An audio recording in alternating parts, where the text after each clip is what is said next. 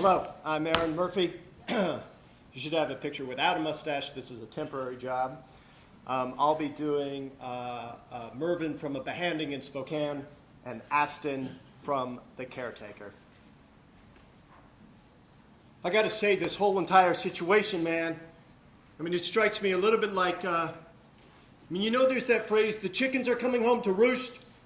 Yeah, it strikes me a little bit like that. Now, let me explain my analogy, Mr. Big Words. I mean, tonight you promised a guy something you didn't have, and you tried to take his money off him like he was a chump.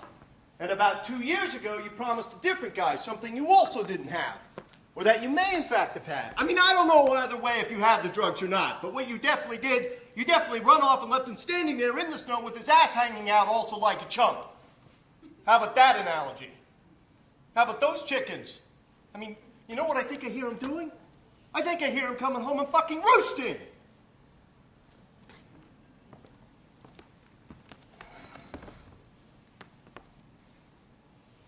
Well, they were coming round for me, and the night they came, I got up and stood against the wall. I knew they had to get me on the bed, because if they did it while I was standing up, they might break my spine. So I stood up, and then one or two of them came for me, and suddenly the doctor had these pincers on my skull. And I knew he wasn't supposed to do it while I was standing up. That's why Anyway, he did it. I didn't think my spine was damaged, and that was perfectly all right. The trouble was, my thoughts had become very slow. I couldn't think at all. I couldn't get my thoughts together.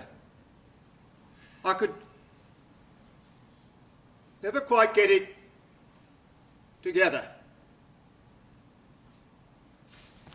Thank you very much for your time.